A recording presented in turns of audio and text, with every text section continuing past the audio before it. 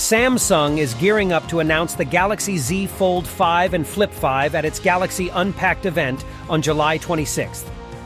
While the company has been trying to plug all the leaks surrounding its upcoming devices, it has not met with much success so far. After numerous leaks of press renders and marketing images, some Galaxy Z Fold 5 hands-on pictures also popped up on the internet last week. Now, more photos of the phone have appeared online, showing its design. We once more get a clear view of the Fold 5's cover display, back, and the upgraded hinge that enables the device to close completely flat in the most recent round of hands-on photos that have appeared on Reddit.